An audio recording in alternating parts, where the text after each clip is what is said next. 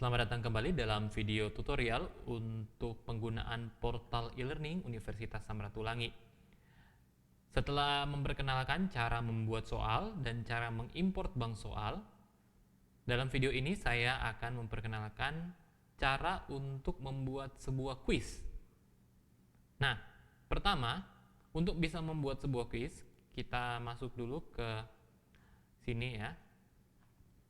Kemudian kita bisa klik turn editing on di sini atau yang ada di atas sini.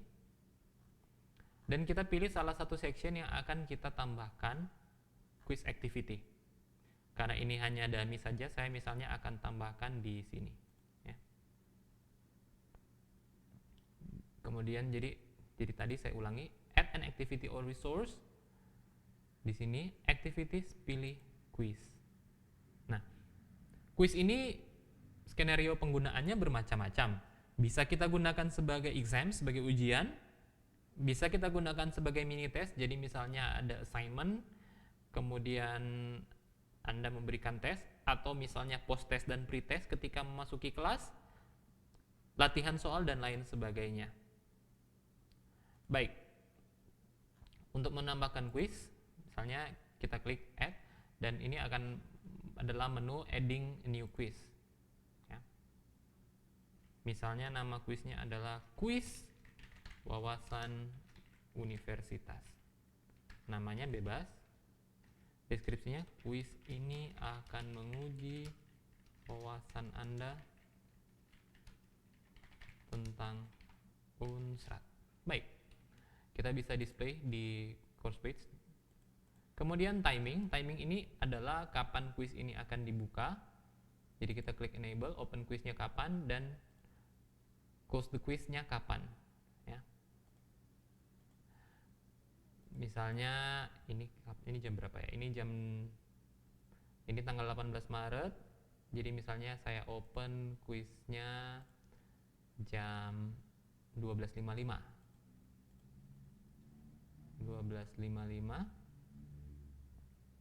Dan misalnya saya close karena ini cuma contoh aja ya kan, 13.00 ya. Nah, 13:05 lah. Time limit ini adalah waktu pengerjaan kuisnya. Jadi Anda bisa menyesuaikan dengan jumlah soal, tingkat kesulitan soal, dan Anda bisa bagi jadi rata-rata 1 menit itu kira-kira berapa, dalam satu soal itu kira-kira butuh waktu berapa menit. Misalnya kita 5 ya. Nah, jadi nanti akan ada timer. Ketika timernya expires ya, apa yang akan terjadi? Jadi apakah attempt yang sementara dilakukan itu akan otomatis ditutup atau akan ada grace period ya. Jadi attempt itu bisa disubmit, tapi ini tidak otomatis disubmit ya. Tetapi tidak ada jawaban yang bisa dijawab lagi. Atau attempt must be submitted before time expires or they are not counted. Ini adalah attemptnya harus diklik submit sebelum waktu habis, atau jawaban kali ini tidak dihitung ya. Biasanya saya menggunakan opsi yang ini. Kemudian ada grace period, ini jika kita menggunakan there is a grace period. Nah, grading. Ini ada grade kategori. Grade kategori ini berkaitan dengan di mana Anda mau menempatkan nilai dari kuis ini. Misalnya kalau ada UTS, jadi Anda pilih di sini, Anda bisa menambahkan kategori UTS. Tapi saya akan membahas masalah grading dalam video saya lainnya. Kemudian grade to pass, jadi ini adalah minimum passing grade, berapa gitu misalnya. Attempt adalah jumlah attempt, maksimum satu student itu berapa kali dia mencoba quiz ini. Bisa 3, bisa 2, bisa 1 ya, coba. Kemudian grading method. Grading method ini dia bisa highest, bisa average, bisa first, atau last attempt ya. Misalnya saya pakai highest. Nah, kemudian layout. Layout ini menentukan bagaimana quiz akan ditampilkan. Bisa saja misalnya setiap pertanyaan itu muncul dalam satu halaman baru, atau semua pertanyaan pada satu halaman saja ya. Nah, navigation method ini akan menunjukkan atau akan mengatur bagaimana mahasiswa bisa mengakses atau menjawab pertanyaan dalam quiz ini. Kalau free, mahasiswa itu bisa bolak-balik. Kalau sequential, sekali dia menjawab pertanyaan nomor 2, pertanyaan dan maju ke nomor 3, maka dia tidak bisa lagi balik ke nomor 2. Kemudian shuffle within questions ini adalah opsi untuk mengacak jawaban ya. Nah, sebagai catatan, jika Anda menggunakan shuffle within questions, maka Anda tidak bisa menggunakan misalnya opsi seperti A jawaban 1, B jawaban 2, C A dan B benar, dan seterusnya. Karena opsinya akan diacak. Kemudian how questions behave ya. Jadi bagaimana cara student itu berinteraksi dengan quiz ini. Biasanya kita menggunakan ini secara default ya. Each attempt built on the last, ini berarti ketika student, jadi misalnya ada beberapa attempt di sini, ada 3 attempt. Attempt kedua, attempt ketiga itu berdasarkan attempt sebelumnya, alias pertanyaannya itu serupa ya. Jadi pertanyaannya akan sama. Nah, yang perlu Anda perhatikan adalah review options di sini. Jadi ini di lock ya. Kemudian ada 3 opsi lain yang dibuka, yaitu immediately after the attempt. Jadi setelah mahasiswa mencoba, dia akan bisa melihat jawabannya, apakah benar atau salah, nilai yang didapatkan, feedback jika feedback ini diisi, kemudian melihat jawaban benar, dan overall feedback yaitu melihat feedback keseluruhan. Biasanya konfigurasi yang saya gunakan adalah selama quiz hanya attempt yang bisa mereka lihat. Kemudian ini adalah langsung ya, jadi setelah quiz disubmit. Kemudian ini later while the quiz is still open, jadi ketika quiznya masih bisa dibuka, apa yang mau ditampilkan? Opsi saya sama, karena biasanya jika mahasiswa bisa mengerjakan dari rumah, maka mereka nanti bisa melihat ya dan bisa menukar-tukarkan jawabannya. Kita ada jawab ini, karena boleh jawab ini ya, atau jawaban ini benar. Jadi biasanya setelah quiz ditutup baru mereka bisa tahu mana jawaban yang benar atau salah. Marks ini misalnya untuk mengetahui nilai mereka ya, jadi nilai berapa yang didapatkan. Kemudian appearance, ini adalah tampilan, jadi saya biasanya ini decimal place in questions grade sama aja ya.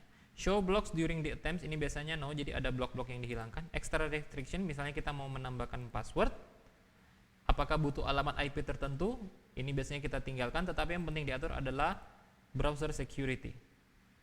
Apakah quiz bisa di-attempt menggunakan mobile apps? Ini biasanya tidak diizinkan untuk di tes offline. Karena kalau di tes offline, timernya itu akan terpengaruh. Jadi timernya tidak akan bisa jalan dengan baik. Ya.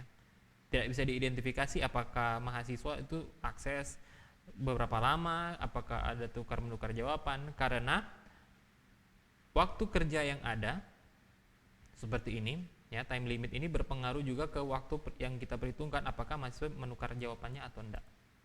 Jadi dikasih tahu ke teman yang lain ya dan sebagainya.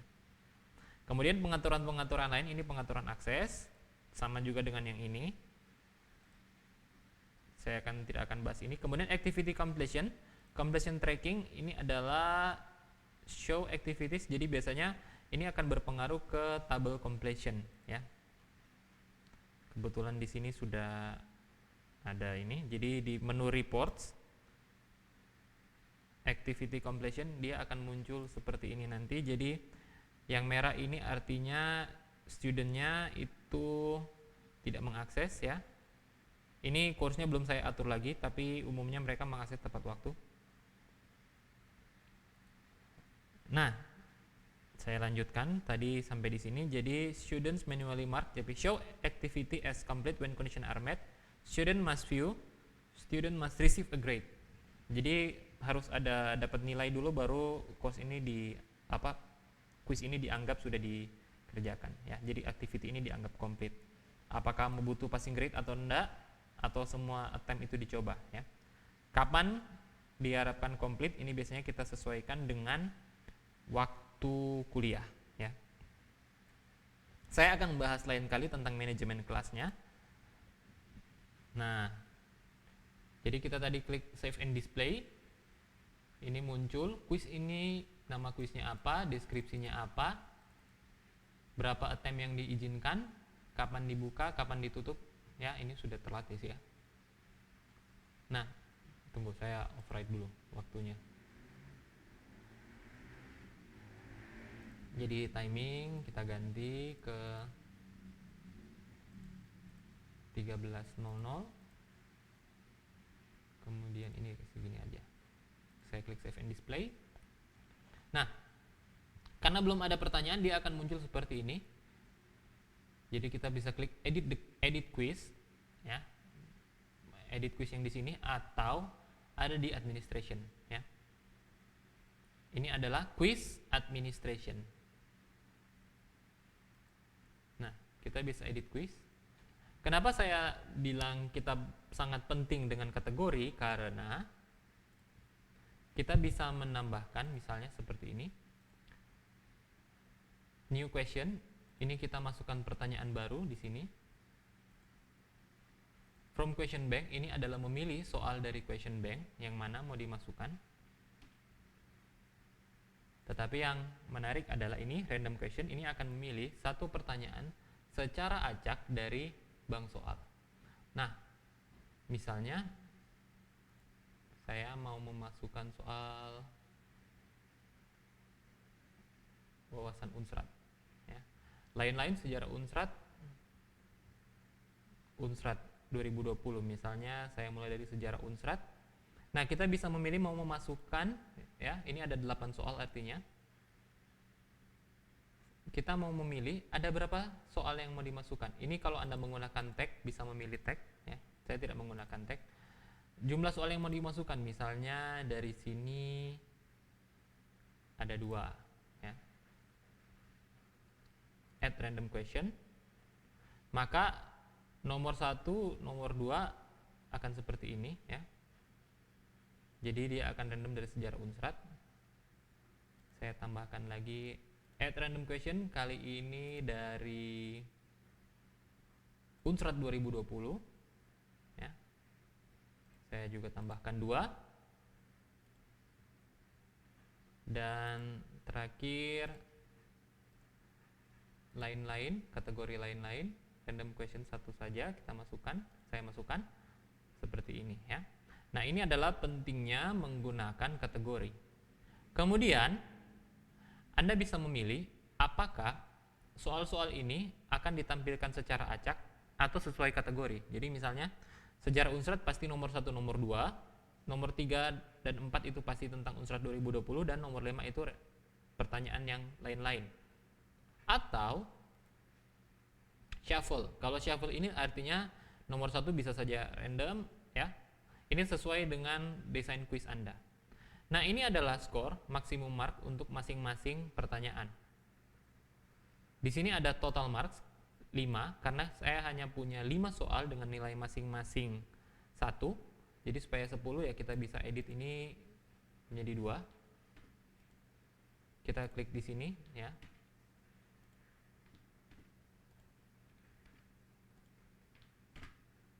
Dan klik save. Nah, dengan demikian quiz Anda atau quiz kita ini sudah jadi. Ingat, menu shuffle ini digunakan untuk mengacak urutan soal. Jadi misalnya jika kita memilih menggunakan kategori, jika kita tidak men-shuffle, maka nomor 1 dan 2 itu pasti akan dari kategori ini, ya. Oke. Sudah, dan kita preview.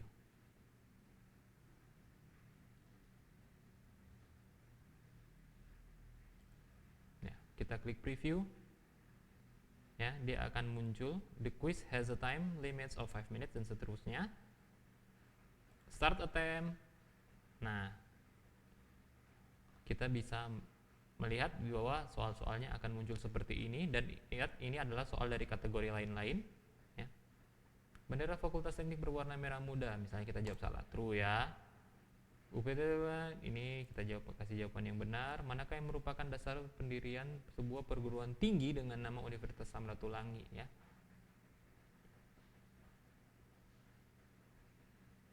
Nah, ini ada masalah, ini kita harus lihat lagi. Kita bisa edit question.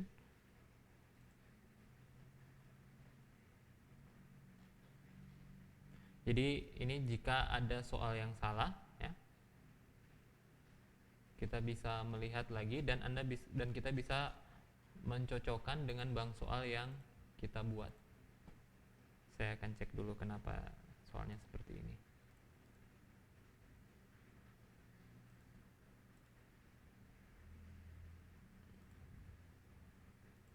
Nah,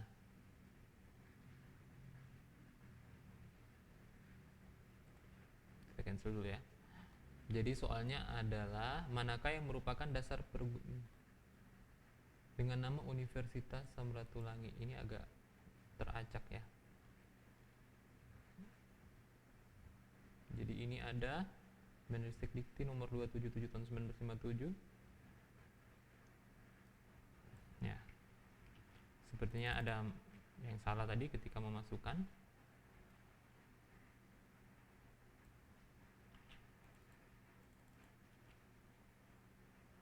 Nah, ingat ini hanya bisa dilakukan editing soal dari tengah preview quiz karena saya menggunakan akun dosen ya. Nah, ini sudah. Jadi jawaban yang benar adalah keputusan presiden. Kemudian rektor yang menjabat saat ini, nama mantan rektor. Nah, ini saya juga sebenarnya tidak hafal ya. Kita coba jawab yang kita coba saja menjawabnya.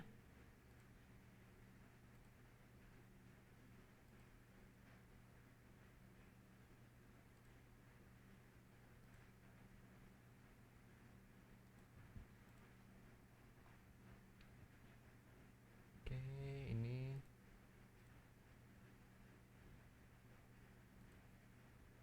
kita coba dengan jawaban yang salah. Misalnya seperti ini.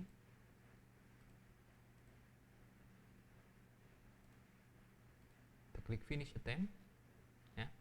Kalau sudah, mahasiswa harus klik submit all and finish. Nah, kan kemudian akan muncul menu review, kemudian muncul grade-nya. Dari sini ketahuan sebenarnya mahasiswa jawaban mana yang benar dan salah. Kalau kita tidak mau mahasiswa tahu mana jawaban mereka yang benar atau salah, kembali ke edit settings, review options, jangan kasih tahu marknya, karena dari marknya pun akan ketahuan ya. Kita coba preview sekali lagi. Lihat bahwa soalnya pun sudah lain karena soalnya sudah diacak. Manakah fakultas yang belum ada ketika ya, bendera fakultas teknik. Ini coba kita isi jawaban yang benar.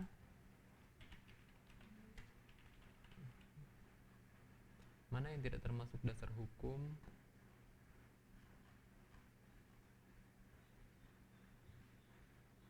Nah, kita coba dengan jawaban asal saja. UPT Teknologi Informasi ya, ini benar. Finish attempt, submit all and finish ya. Ini masih bisa muncul marksnya karena ini mencoba dari menu sebagai dosen. Saya akan coba switch role ke student dan melihat perbedaannya. Oke. Ini error karena saya harusnya tidak boleh ya sebagai, karena ini login sebagai student. Oke. Quiz wawasan universitas. Coba re-attempt, start attempt. Nah, ini kalau sebagai student munculnya itu sebuah window baru ya. UPT merupakan salah satu unit ya. Kita coba jawab saja. Ini kita coba jawab asal.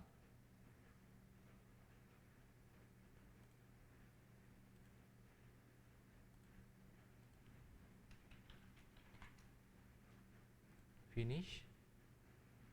Masih ada waktu tersisa. Submit all and finish.